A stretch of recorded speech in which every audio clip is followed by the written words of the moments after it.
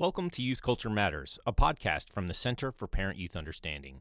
We're taking a short break from recording new episodes, so for the next few weeks of summer, we'll be highlighting episodes from our archives.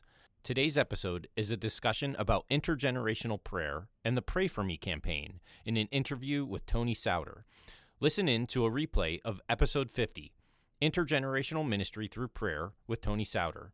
The original episode has been edited to begin today's version at the onset of our interview with Tony. The full episode was originally released on December 22nd, 2017.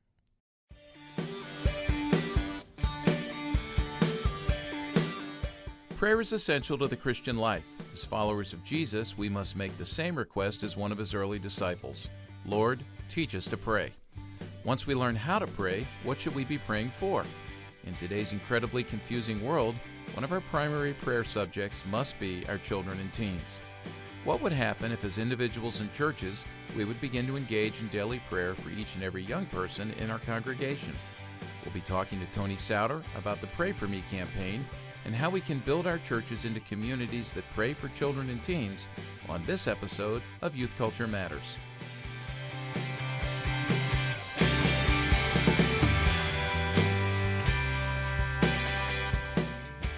From the Center for Parent-Youth Understanding, this is Youth Culture Matters.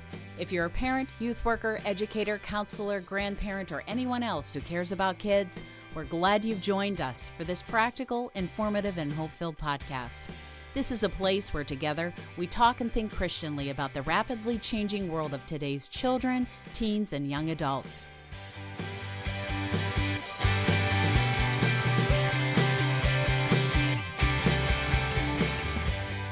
Well, we're pretty excited to have Tony Souder with us today, and Tony runs a campaign called the Pray For Me campaign. We're going to hear about that, but before we do that, we always talk about where people are from, Tony. Don't say anything, because I don't think Jason knows where you are, but I'm going to give Jason a little quiz here to see, how good his geographic knowledge of the United States is.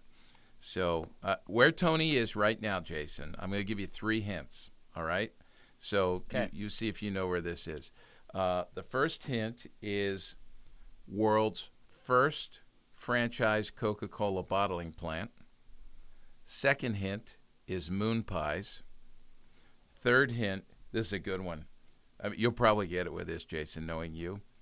The International Towing and Recovery Hall of Fame and Museum. You know where he is? Oh, that last one gave it away. It's Chattanooga. Chattanooga, Tennessee. You knew ahead of time, because number one, that was way too fast for you to Google it. We would have needed 5 to 10 minutes because you would have asked me to repeat the name of the place again. But yeah, that place is there. Tony, have you been to that museum? I have not been in it, but I've been past it. I pass by it all the time, but I've never been in it. So. Yeah. So I've been down to Chattanooga several times to Covenant College up on the mountain there, and then what's the organization, Hope for the Inner City? Are you familiar with those folks? So I've been down there for a mission trip. Yeah, very good friends with them. Good folks. So you're in a great place. What's Chattanooga like right now? Crystal blue skies outside. Very nice outside for those that enjoy a little crisp. It's not as crisp as the upper northwest, or even the northeast. Yeah. But it's really beautiful out right now. It's been overcast. I mean, typically it's kind of gray here in the winter, but it's beautiful right now.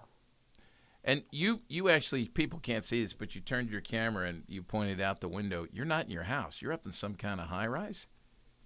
I am. We fortunately have a very nice office in the 9th floor. It's connected with First Presbyterian Church here in Chattanooga. They actually, there's a building that was next to the church years ago that was a hospital that they ended up purchasing, and we're on the 9th floor. No kidding. It's pretty nice. Do you know any that this is the way my mind works. As soon as you say that, I'm going, okay, you're in an old hospital. What happened in that room that you're in now? Was there anything interesting going on in there? There's no lingering stories that I know about. So okay, if I see anything moving around behind you, I'll let you know while we're chatting here. So yeah, we can all see each other. Please. Yeah. Well, Tony, I'm so glad you're here. And people in the world of youth ministry are most likely familiar with you either being involved with a Pray For Me campaign or perhaps seeing you at any number of youth ministry events over the years. I know that, you walk through exhibit halls and there it is. There's Tony, there's the Pray For Me campaign. Tell us a little bit about the campaign. Tell us what the campaign is. Well, it's really just a simple way of making it possible for young people to connect with the older adults or any adults in the church. A simple and natural way of making sure that every young person that's connected to the church will have multiple adults investing in their lives, beginning with prayer. It really started we launched it in January of 2014, but before that, it was really prompted through some of the sticky faith research that shows that 40 to 50% of young people are drifting from their faith in the church after they graduate, but also that those that stay connected to the church tend to flourish and obviously stay connected to the church when they have multiple adult believers investing in their lives. And when we came across that research, along with just the burden of wanting to see interconnected relationships in the church for years, we started asking the question, how can we get more adults connect with more teenagers more naturally than ever before? That's not a new question for most people that have been involved in youth ministry, but for us, it was one that we weren't willing to let go when we saw that research. And as a result, the Pray For Me campaign basically became the fruit of that, asking that question pretty relentlessly over a couple of years. Well, let me back up and just ask you about you. Okay, so 2014, the Pray For Me campaign gets started. How did you, tell me a little of your story that led to the burden and the passion you have for this? What was your journey? Well, yeah, been in youth ministry for about 30 plus years. Been the director of the Chattanooga Youth Network, which is a ministry that really comes alongside the church to help the church bless the next generation by working with youth leaders. Coming alongside of youth leaders, connecting, coaching, and caring for youth leaders throughout the Chattanooga, North Georgia region, and been doing that for 23 years. April will be kind of the mile marker for 24 years. And so been involved with youth ministry for a long time, and from especially working with leaders through those years, and seeing just the disconnect in churches between generations, and seeing the desperate need of young people to have adults investing in their lives in a natural way. I've seen a lot of times where we're trying to connect adults with young people, and it's unnatural, and it feels awkward, and people back away from awkward. But over those years, seeing that disconnect and really knowing what it's meant for my own life to have older adults that had invested in me early on, and even through the aspect of prayer. That's one of the parts of my story, is that I remember coming to know Christ I come from a non-Christian family, was invited to a church from a teacher in high school, and while I was going to that church, this whole church is praying for me because it was a small rural church, and they're all praying for me. I have no idea that they are. I come to know Christ, and then shortly after that, the weeks following that, every time I walked into the church, people would say, "We've been praying for you," and I had no idea.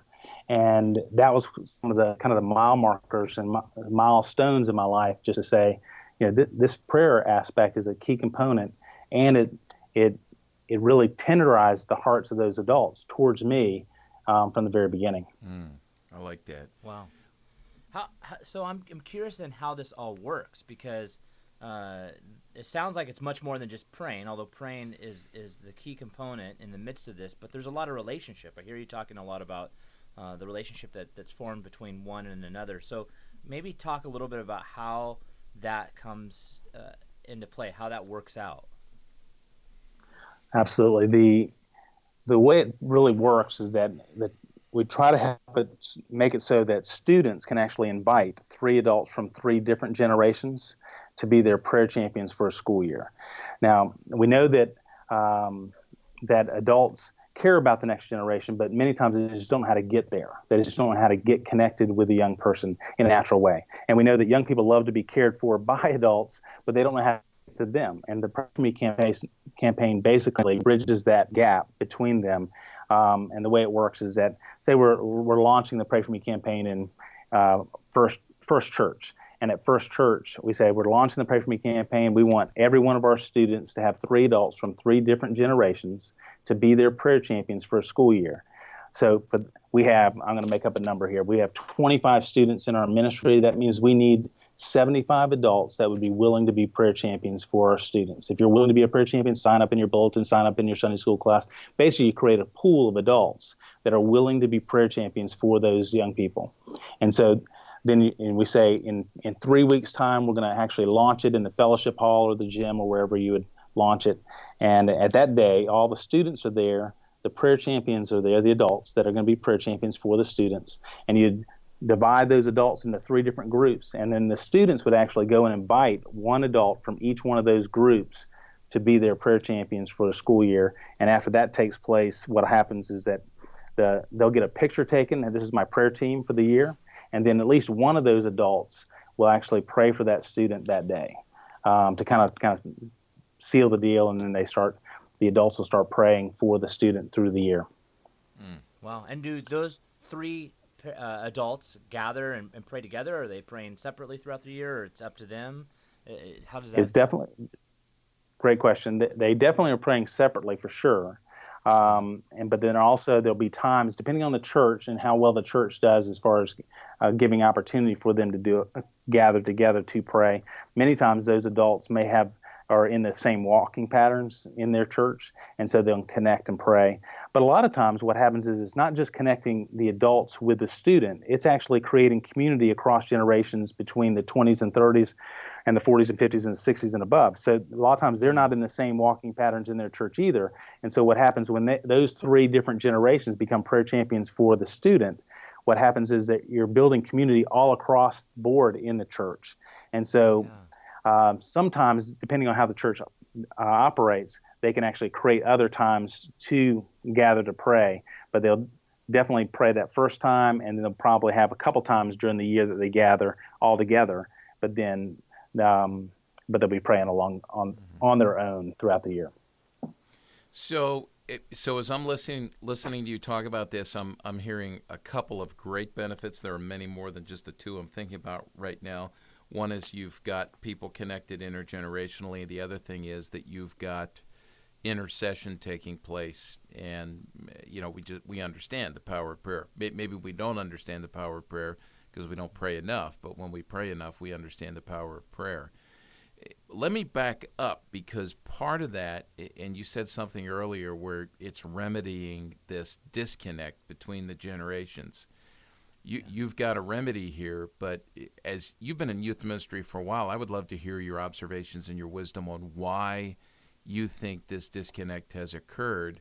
And specifically, is there anything that we are doing as people in youth ministry that facilitates this even further without even knowing it?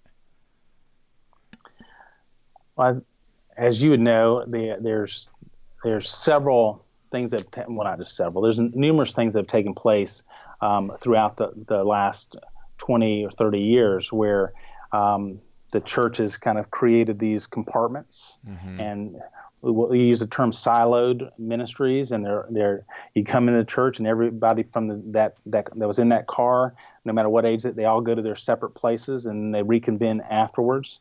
That's part of it. And some of it's just a natural reality is that we gravitate to people that are like us. And so whether the siloing was part of it or not, we would tend to do that unless there was a natural way for us to connect outside of that. So I think that that's been part of it. And if we're not intentional, which most churches get into whatever groove that they're in, it could be called a rut, but whether lane they're in and kind of stay there until something forces them outside, or they know that they want something different, but they just don't know how to get there. And what the Pray For Me campaign actually gives them a simple way of getting out of that groove or that lane or those segmenting of the congregation in a way that is pretty natural, because it's rooted in prayer. It means that it makes it accessible to every adult in the church. There's not an adult in the church that says, I can't do that. And if they can't, then there's other issues going on there, especially because we've made it. We knew that adults would say yes to being prayer champions, but we also knew that if they didn't have a structured way of pulling off their prayer commitment, what would happen is it would tend to fade like a New Year's resolution. And so I wrote basically a prayer guide that helps them to pray Scripture for the students in 7 essential categories. And the categories, they come from Scriptures. Luke 2:52, Jesus grew in wisdom and favor with God and man. So wisdom and favor are 2 of the essential categories that were kind of lining up, that they would pray through those passages that correlate with that. Then the other 5 come from 1 Timothy 4:12. Don't let anybody look down on your youth, but in your speech, conduct, love, faith, and purity, set an example for the believers. So those 7 categories, in my mind, I mean, there's lots of other things you can pray for, but if you're kind of generally speaking, you're looking through those lenses of those 7 categories, it covers most everything in life. And so it gives them some tracks to run on, but from a biblical perspective. And basically in a prayer guide, I found passages that correlate with those categories and then turn those passages into prayer to make it easy for the adult to pray Scripture for the young person as they go through the year. What about specific requests? Are the relationships building enough where the students feel the freedom to go to the adults and the adults feel the freedom to go to the students? They are developing enough relationship for that to happen, and that varies. I mean, obviously, not all 3 of the prayer champions may be at the same place as far as their willingness and confidence to go engage with a young person. But one of the beautiful pieces about the Pray For Me campaign is that when a student comes up and says, Walt, will you be my prayer champion? And you're already a yes because you're in the room. Everybody in the room's a yes. There's no no's in the room. So you say yes, and what happens is then when you see Billy in the hall, you're not wondering, should I go talk to Billy? Because Billy's already invited you into his life, because he's invited, and so you have confidence to go talk to them, as opposed to the way that we do it numerous times in the past, is that we assign a young person with a student. A lot of times this young person doesn't even, an adult with a student, and a lot of times the student doesn't even know the adult. The adult knows that he's been assigned Billy to pray for him, but the student doesn't know that Walt's designed to pray for him. So then it feels awkward for you to go talk to him because there's not a relationship. So those relationships are growing to be able to ask for specific requests. And what we're finding with the adults is that all of a sudden now there's this gateway to be able to connect in a natural way with the young person and ask those specific requests. But most of the time, students are going to say one of 3 things. They're going to say, I've got a test coming up, so it's going to be academics. I've got a game coming up, it's going to be athletics. And if they really know the adult well, they might start talking about their relationships, and I call it the 3 A's: athletics, academics, and associations. But the associations usually doesn't come until they know that adult fairly well. That's good. That's good. This is a good conversation. We're talking to Tony Souder, who's running the Pray For Me campaign. And I know many youth workers are aware of this. If you're not, you should be. It's a wonderful campaign that you can put into your church to connect generations and to facilitate intercession on behalf of kids who definitely, like the rest of us, need to be prayed for. So we're going to come back, talk to Tony some more, and hear more about the Pray For Me campaign. So stick with us, and we're going to take a short break. We'll be right back.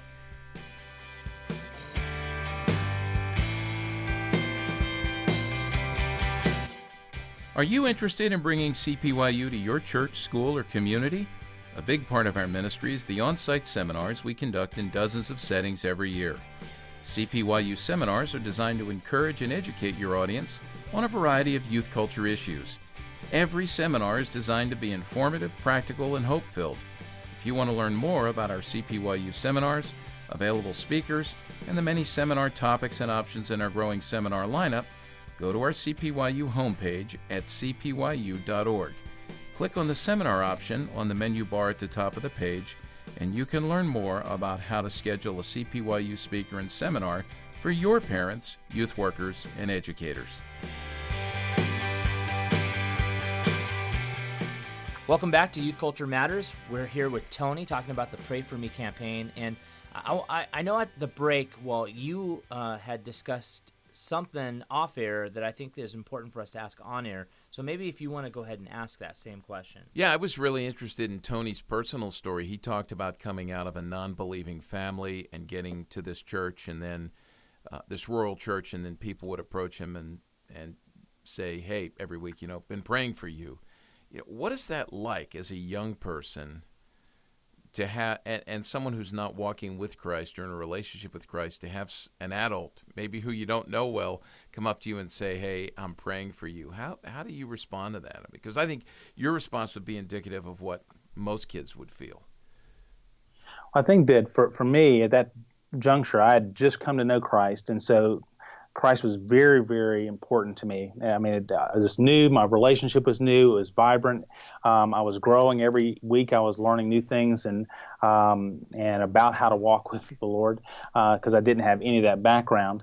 And so when adults came up to me, I was extremely encouraged that when they would come up and say, hey, look, we've been praying for you. We're so thankful that you've come to know Christ, and is there anything we can do to help?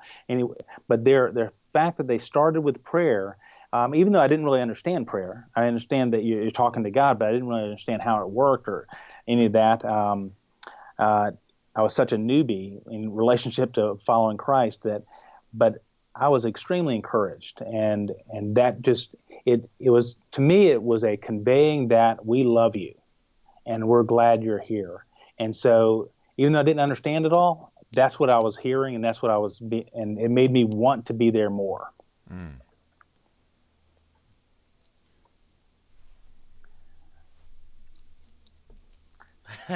I think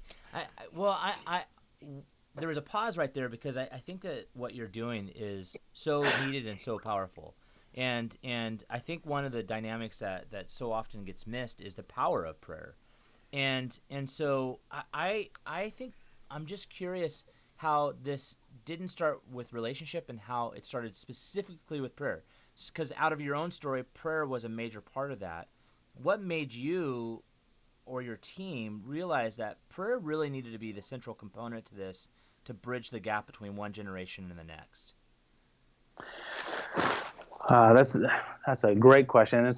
In some ways, it's a complicated question, primarily because obviously prayer was a key component of me coming to Christ, but also throughout my Christian life, God has shoved it, not just nudged it, but shoved it to the forefront. And primarily because over the last 21 years, my wife has had some severe health problems,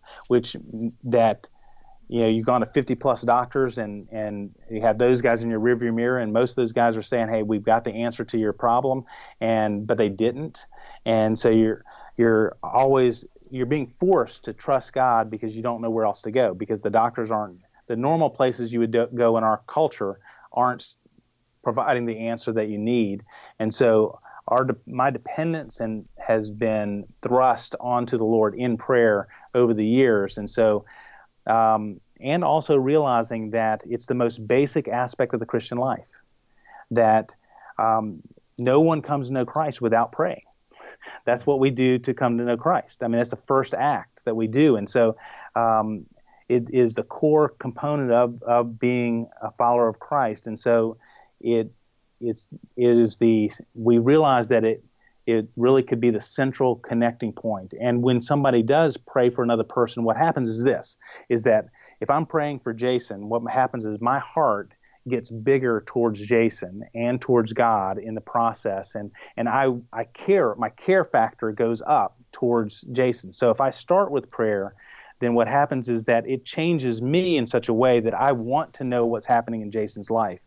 And so when we're doing this with young people, it becomes the conduit for extraordinary relationship, because that maybe wasn't even there the day before, Because once an adult starts praying for a young person about important things, maybe it's a specific request, or maybe it's just going through and praying about God's favor over their life or wisdom in their life, and that love and faith and purity would be overwhelming to them and really saturating their lives. What happens is they want to see, is that working?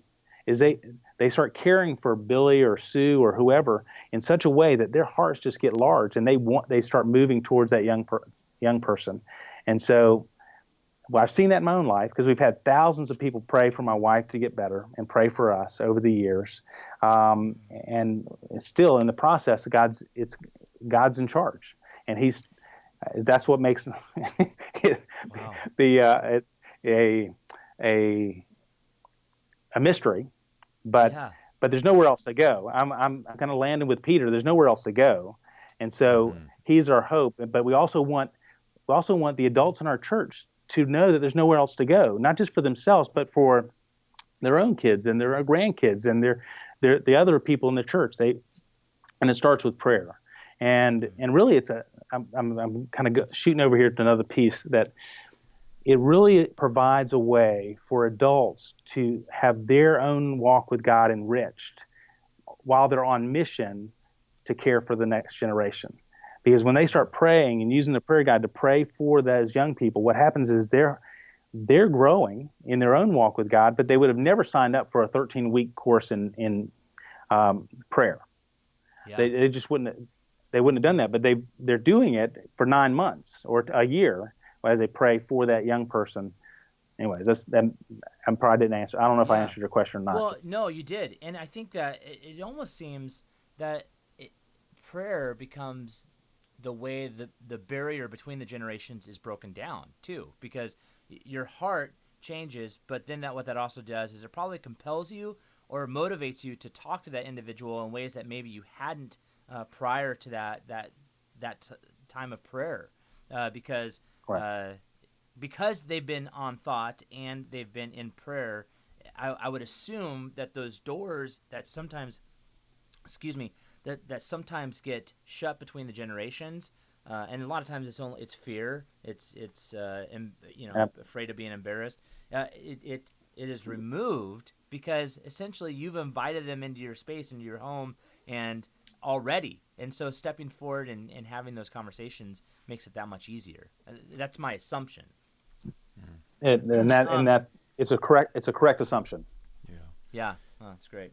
Tony, I'm holding the prayer guides, and I'm really impressed with these. I mean, to me, I see these, if nothing else. I mean, and this is not to diminish the value of the guide; it's to add to it. I'm looking at these and going, man, these would just in personal use. Get beyond even praying for anybody else, just deepen me in my prayer life. Now, I know the value is much more than that. I'm just telling you there's added value here. We've alluded to that already in terms of enriching our own prayer and devotional lives. But talk about the prayer guides. Tell us about them, what's available and what they cover. Yeah, there's 3 different prayer guides. There's one that is what we call the Youth Edition, which is designed to help adults pray for middle school through college. And then there's one that's pretty much right after we launched the Pray For Me campaign for students. We started getting calls from children's ministers saying, "Hey, this is great. We're praying for teenagers. That's a big deal, but we need to start earlier." And so I ended up rewriting the prayer guide to aiming lower and giving some different passages and rewriting the prayers and creating one that's adults praying for children 5th grade and below. So a church could actually utilize the Pray For Me campaign from kindergarten through college if they wanted to, really building a whole praying force around every young person that comes through the church. But the last prayer guide is the student prayer guide, which is really designed, and we just revamped that so that it can be used by a student in middle school all the way through college, designed to help them to pray for themselves and their peers. Again, getting at the fact that prayer is the most basic aspect of the Christian life.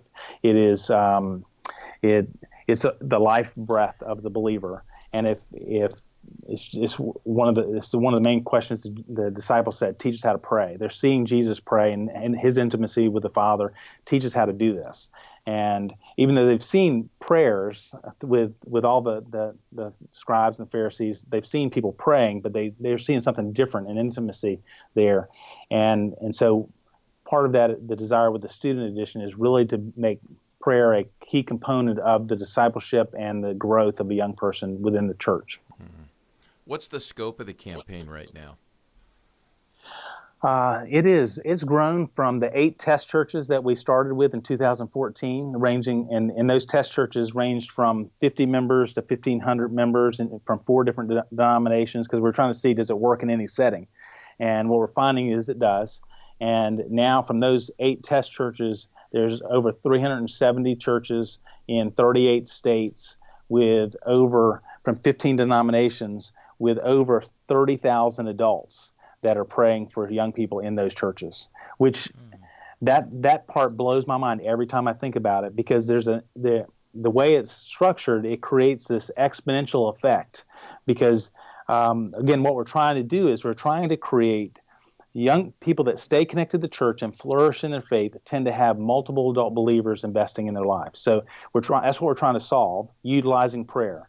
And so the Pray For Me campaign basically makes it so that every young person could have, from 6th grade to 12th grade, they could have 21 different adults that have prayed for them in a significant way. If you did it from kindergarten through college, that could be 50-something different adults that have prayed for them and connected with them in a significant way. And it's structured differently for children's ministry. You're not going to ask a 2nd grader to go ask 3 adults from 3 different generations to pray for you. But it's structured with a family, which is really, in some ways, it makes it incredibly, I was going to use really poor language there, incredibly cooler. But what it does is it really... That. Okay, thank you. It accentuates the value of bringing the whole church around the next generation as they come through. Because what happens is a family, I've got twin daughters, they're older than what I'm getting ready to say, but say they were in 2nd grade, we would go up and we'd say, okay, Abby, you're going to go ask Mr. Wald if he'll be one of your prayer champions, but you're going to ask him. I'm there as the gatekeeper. And then we go to the next one and we'll say, Bethany, you're going to ask Mr. Smith. And so she asked. And so we get our 3 prayer champions, but those 3 prayer champions are for both my children. Now, I'm not getting 3 per children, because you'd run out of adults in the church if you did it for every child in the church and then every student. But what happens is that you're creating relationships off the charts. So in my family, there would be 15 relational connections just by doing that. But in a student ministry, there's 6 relationships that are taking place. The student with the 3 prayer champions, but then the prayer champions with each other as well. So there's all this relational connections that are taking place, but it's rooted in something that's important, prayer, and praying Scripture. So that is awesome. That's great. Is it only churches? I mean, do you have stories of anything outside of churches that participate in this? Yeah, the great question. Yes, the short answer is yes. What we're finding is that the application is going across in multiple different venues. Like, for instance, there's a number of camps that are using it now, using the prayer guide. Again, there's one camp that is using the prayer guide with all their staff. They've got 70-something staff that come in the summer, and so what they do is they get their staff to get 3 adults from 3 different generations from their home church to pray for them for the summer. But the goal of that is that camp sees we want to help these young people to build this network of people that love and support them from their home church. And so they're going to pray for them, but then those adults would be connected with them during the school year as well. So camp's doing it that way. Another camp in North Carolina is using it for their junior staff, using the student guide that they would pray for each other during that summer. Actually, there's the YMCA here in Chattanooga is using it to invite adults that are members of the Y to be prayer champions for kids that are in Y programs, and they have over 450 adults that are praying for kids that are in the Y program here in Chattanooga.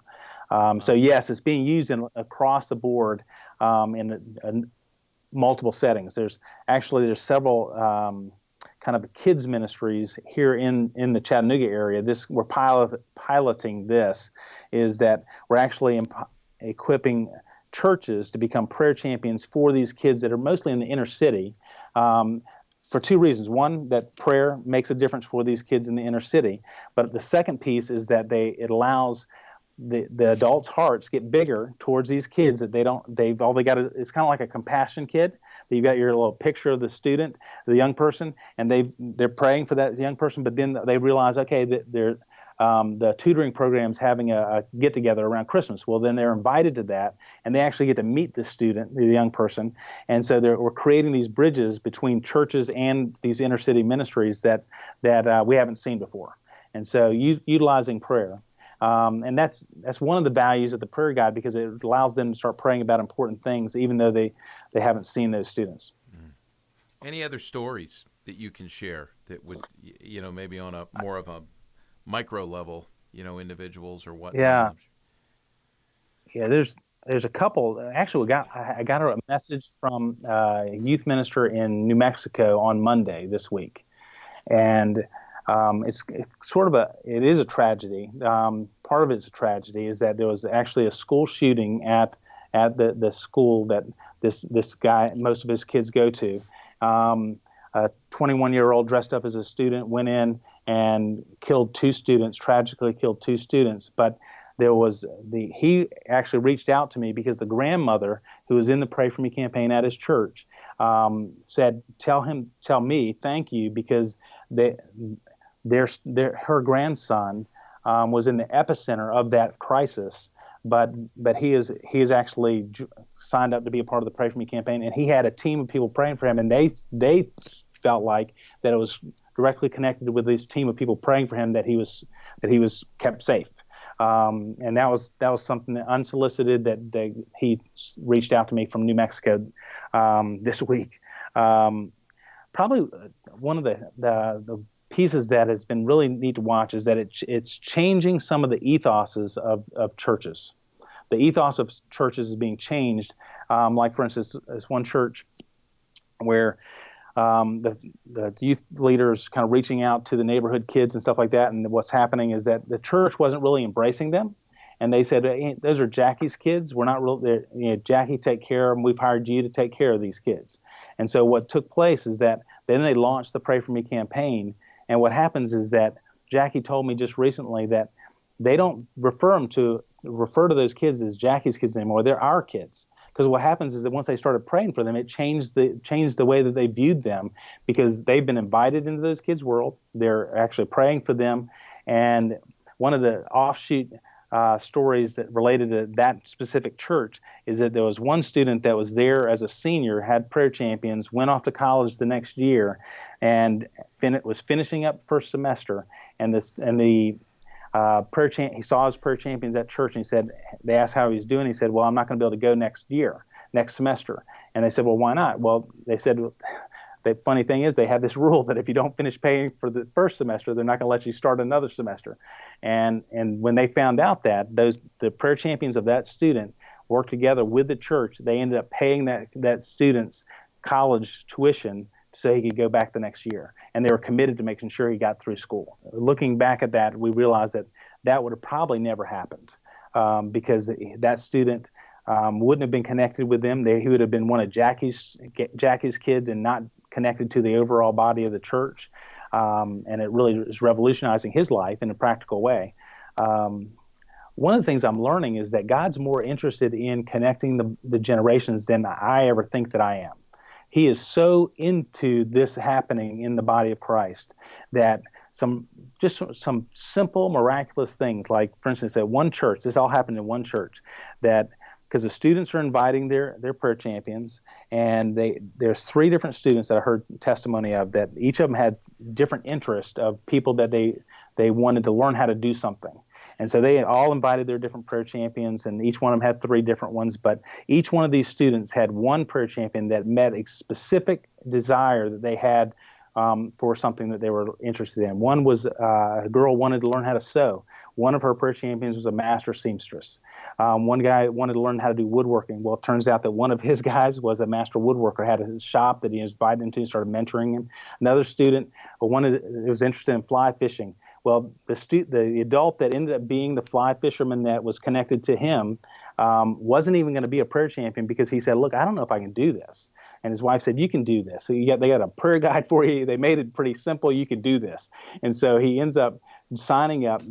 And he is so into fly fishing that he studies streams, and now he's mentoring this young person. But that nobody knew about those interests or needs. But then once they connect with those adults, God knew. And so there's lots of other stories, but so there's some that kind of stand out that God's doing stuff, and he's more concerned about this than even we are.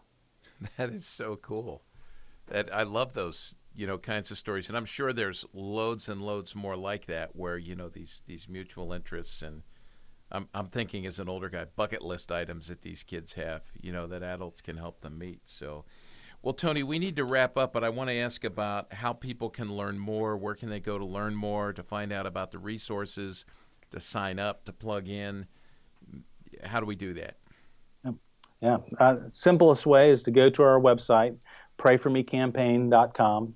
And everything that they would need to know how to launch the Pray For Me campaign or contact us is all right there, prayformecampaign.com. Great. And as always, we will include all of those links at cpyu.org on the podcast page for this podcast.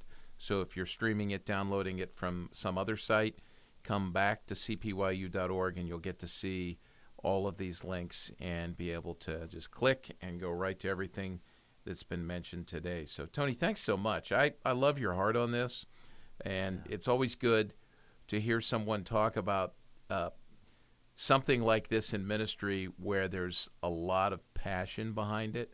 And so I love and appreciate your passion, and I think that's infectious. I'm more excited about this than I was before, and I've known about it for a while, but I highly recommend that people get a hold, even just to look at samples of the prayer guides, and I think once you see these, you'll see what wonderful tools they are, and get them and use them in your ministry. So thanks, Tony. Thanks. Well, it's been a privilege to be part of your podcast, and I love what you guys are doing and been a fan for a long time. Thanks. Jason, thanks for joining us, and I will say Chris Wagner is our producer on this, so thanks, Chris, for a good job, and we will talk to you next time on the next episode of Youth Culture Matters. Thanks for joining us for Youth Culture Matters, a podcast from the Center for Parent-Youth Understanding. If you'd like to learn more about today's youth culture, visit our website at cpyu.org. And if you have any questions, comments, or feedback, email us at podcast@cpyu.org.